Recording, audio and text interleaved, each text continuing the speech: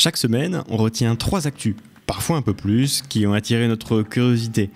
Métro, auto, vélo, toutes les mobilités sont au programme de Plein Phare, notre talk show en direct dédié à la mobilité. Ça se passe tous les mardis soirs à 19h sur Twitch. Si vous voulez nous rejoindre en direct, on vous met le lien de la chaîne en description. Plein Phare, c'est aussi des débats, des invités et plein d'autres thématiques à découvrir tous les mardis soirs. D'ici là, donne-nous ton avis en commentaire sur ces actus de la semaine. Abonne-toi pour nous soutenir et bonne route!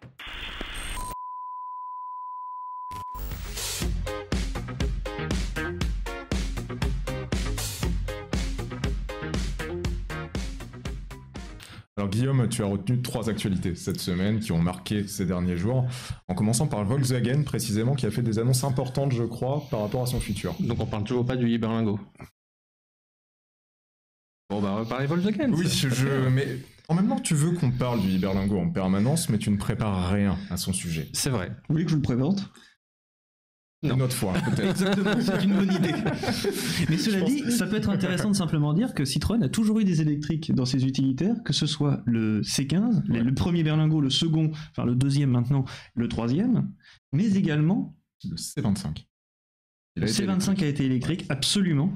Et il y a même eu une version du tube, du TUB, qui était le C-Tube, en 1939-1940, juste avant qu'on n'ait plus du tout de matière première, qui a été électrique juste au moment de l'occupation. Cette fois, vous continuez avec Volkswagen.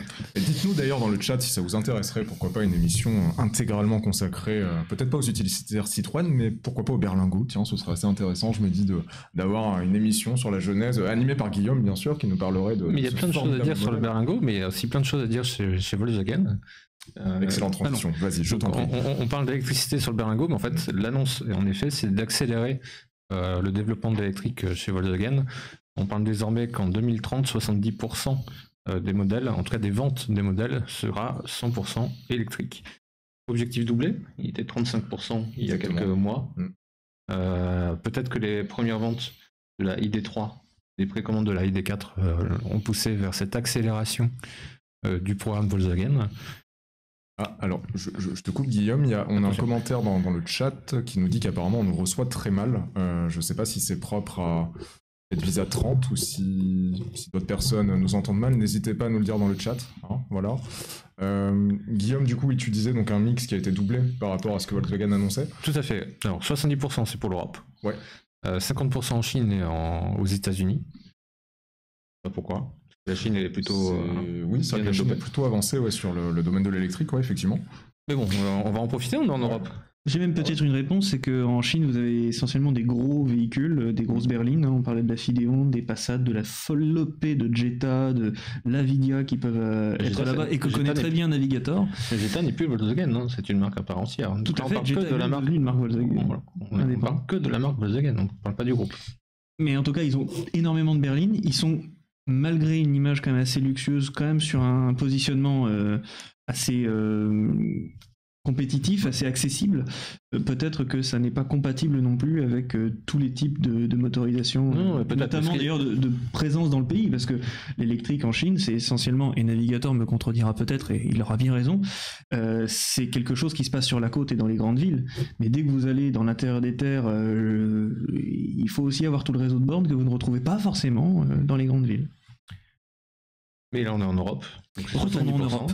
C'est plus fort. Alors on vous a un peu fait une blague avec la Golf GTI, qui est pour l'instant 100% thermique.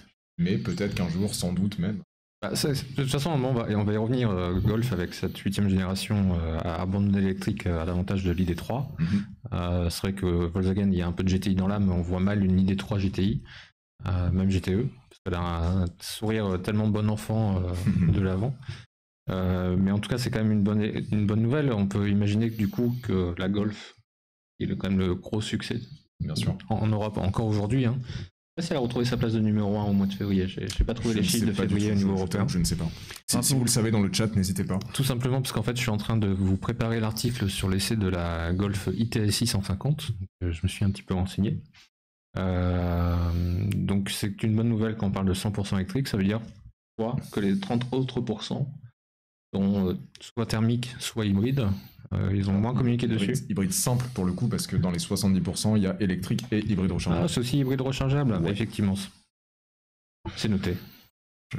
Et j'apprends à lire depuis cet après-midi. Non, mais t'as avancé, t'as fait des pas de géant. Sincèrement, tu lis très très bien. Voilà, après Volkswagen ne fait que joindre un mouvement. On a parlé de la Volvo C40 la semaine dernière. Volvo en a profité pour annoncer que 100% de sa gamme serait électrique en 2030. Ouais. Ford aussi. C'est Ford ça. En 2030 également. Les deux marques sœurs finalement ont le même objectif, et Jaguar, une ancienne marque du groupe Ford. C'est vrai, décidément. Par contre, a annoncé que c'était 100% électrique dès 2025. Il faut savoir que Ford va justement utiliser les plateformes de Volkswagen pour passer à l'électrique. Ouais. On verra le résultat dans quelques mois, en Europe en tout cas. Très bien, très bien, très bien. Donc effectivement, beaucoup de modèles en perspective électrique et hybride rechargeable chez Volkswagen. Beaucoup de modèles ID, a priori, puisqu'il y a eu l'ID3, l'ID4 que vous voyez à l'écran.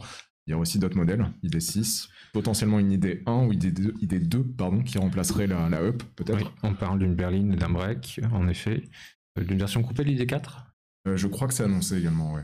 C'est vrai que chez Skoda, le Enyaq va être proposé en coupé. Ouais. Donc ce serait logique.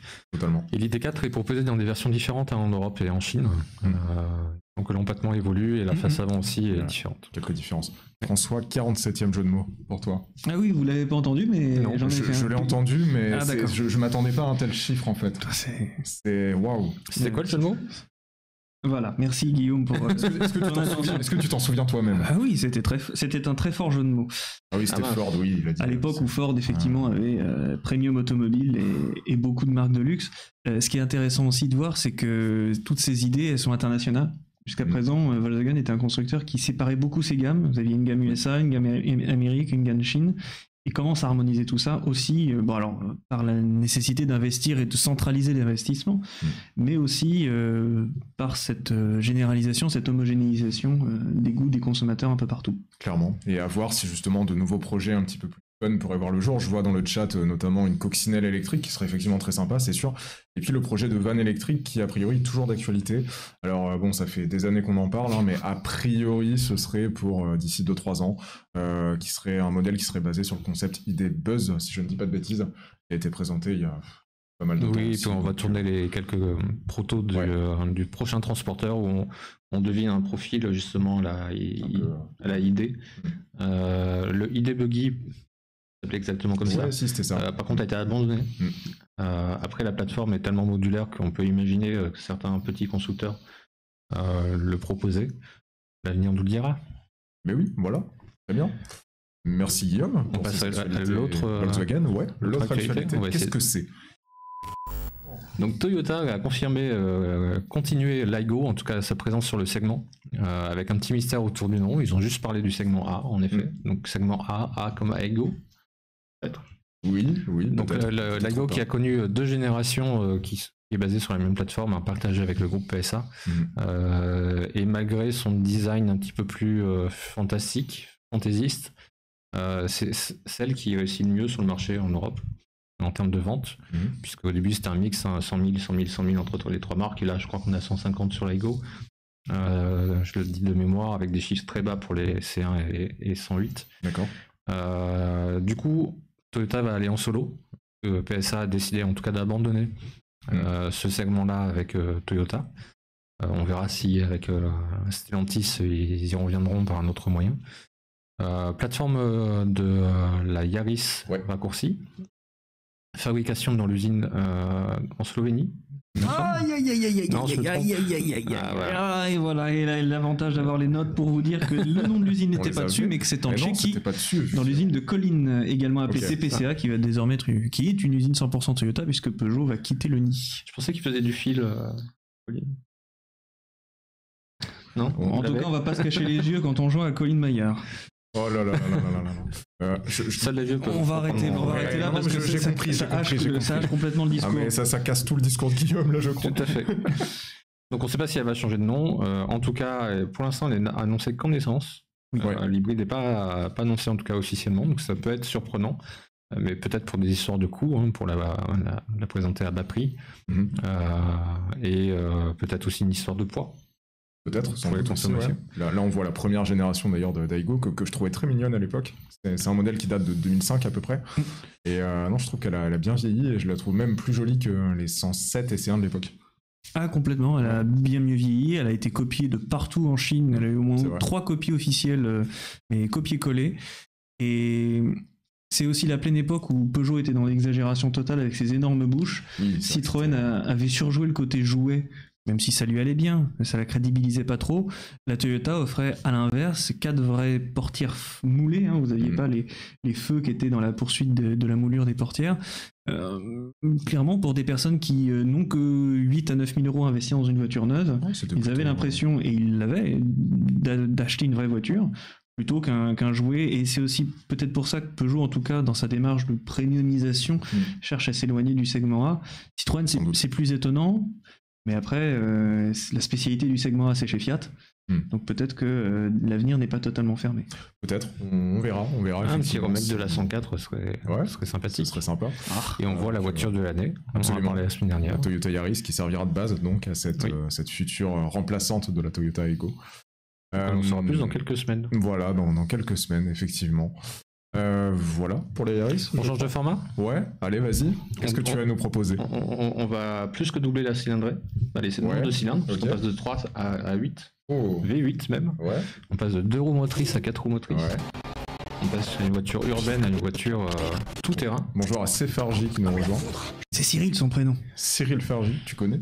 Oui, tout à fait. Il est même en couverture de notre article sur la traversée de Paris 2021. Eh bien, enchanté. Il nous fait Cyril. Un petit V de la victoire à la Churchill. Enchanté. Alors du coup, Guillaume, tu disais qu'on allait parler de V8. Alors, est-ce bien raisonnable de mettre des V8 en ce moment? On peut se le demander quand même. On peut se le demander, mais après le 5 cylindres chez Cupra, on repasse à du V8 chez Land Rover avec le Defender. Il a été présenté il y a un peu plus d'une semaine. Ouais. On avait beaucoup d'actualités la semaine dernière et finalement ce projet nous tenait à cœur. On a quand même parlé du Defender parce qu'il était dans le finaliste des voitures de l'année. Donc un look un petit peu différent, un peu plus musclé, un peu plus sportif. Alors légèrement, ça reste un 4x4 pur et dur. 525 chevaux. Ah oui. C'est pas mal. 625 Nm de couple et une vitesse maximum de 240 km/h. Wow. On parle pas de la consommation à cette vitesse-là. Je sais même pas si Land Rover a communiqué cette donnée-là. Il vaut mieux pas. En tout cas, ça compense un petit peu l'avenir électrique de Jaguar, finalement. C'est vrai que c'est assez étonnant parce que dans le même temps, ils ont annoncé leur stratégie 100% électrique à compter de 2025 et ils ont présenté cette voiture. Alors que pour Jaguar, c'est vrai. Parce que Land Rover a annoncé une électrification de la gamme et aussi de l'hydrogène. On en parlera sur d'autres moyens de transport tout à l'heure. Ouais. Mais c'est quand même intéressant qu'une marque historique comme Land Rover n'abandonne pas totalement le V8. Ça marche sur certains marchés. C'est vrai que nous, on est plutôt à regarder l'économie en Europe. Aux États-Unis, je pense que c'est un des marchés de prédilection de ce Land Rover Defender. Sans doute. Et ça va faire un carton. Carton, ouais. Pas recyclable, mais un carton. Vous imaginez le traumatisme du moustique quand il rentre dans le pare-choc de ce parpaing sur roue? Parce que sur une voiture assez classique, il a peut-être des chances de passer au-dessus du capot, mais alors là, c'est... Non, mais là, il voit même pas sa mort. C'est ça, c'est instantané, c'est terrible, c'est traumatisant. Au-delà de ça... En même temps, on peut effacer le capot à part du Defender, puisqu'on peut avoir la caméra qui filme devant pour effacer le capot. Exact, c'est l'une des innovations de cette génération pour réussir à bien voir l'angle d'approche et c'est foutrement bien réussi d'ailleurs. Il n'y a pas que lui d'ailleurs qui a un V8 puisqu'il y a également une édition, vous me permettrez cette approximation, mais je crois de 200 unités du Defender première génération qui vont être produites à nouveau et là aussi avec un V8. Donc, il a été présenté il y a un peu plus longtemps.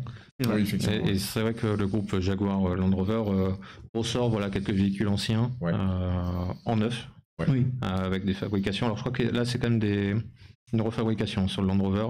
Alors que sur certaines pièces Jaguar, c'était des pièces qu'ils avaient récupérées de certains stocks. Il y a de la récupération en fait. Le tout premier projet qu'ils avaient fait, c'était je crois une Jaguar de compétition sur base de XKSS, mais on me corrigera sûrement dans les commentaires parce que c'est peut-être pas ça.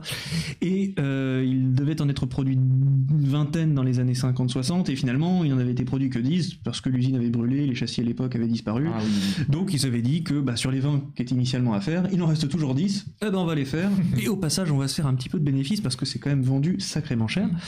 Et comme la Moussaka a pris, et pas que, ils ont continué, et plus récemment, ils ont même refait ça pour des type E, je crois, lightweight. Ouais, type E électrique. Pour une Mark II de compétition, et Aston Martin aussi a un peu suivi le mouvement. Ouais, c'est très britannique pour le moment. C'est vrai que c'est de beaux projets, des projets originaux finalement, que ce soit ces projets-là ou même le Defender V8 que tu viens d'évoquer, Guillaume. Oui, et puis pour aller dans ce sens-là, c'est la réglementation anglaise est un peu différente à la réglementation européenne, en dehors du fait qu'ils soient sortis désormais de l'Europe, hein. Mais ils avaient toujours une spécificité en termes de réglementation automobile qui leur permettait des fantaisies. Quelques exemplaires sans trop de difficultés d'homologation. D'accord. Alors par contre, on est d'accord que ce véhicule-là, le Defender V8, sera commercialisé en Europe. Alors un peu partout dans le monde. Ouais. Alors après, est-ce qu'ils vont le proposer en France? Pas dit. On verra. Peut-être en commande spéciale. Oui. Parce qu'il y aura forcément un malus a priori très élevé. Ah, je pense, il y a des chances. Je connais pas son niveau de rejet de CO2, mais je pense que ça va taper très haut. Peut-être qu'il arrivera encore à grimper plus haut grâce à son couple et à ses performances tout terrain. C'est certain. C'est un peu Tina Arena, quoi. Aller plus haut dans le bonus, aller au plus haut dans le malus. Sauf que Tina Arena est australienne. Eh ben peut-être qu'il se vendra bien là-bas. Peut-être. Elle est australienne? Tina Arena? Ouais. Mais bien sûr. Je pense. Naïvement, je pensais qu'elle était italienne. Tina Arena? Ah bon? Elle est vraiment australienne. Non, mais je vous crois, mais je m'intéressais pas assez à cet artiste. Et l'Almera était vraiment Tino aussi.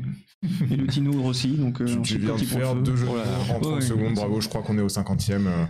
C'est le 50e de l'actualité. Je crois qu'on a fait le tour des actualités, je pense que ça va faire du bien à François de se délier la langue et de parler de...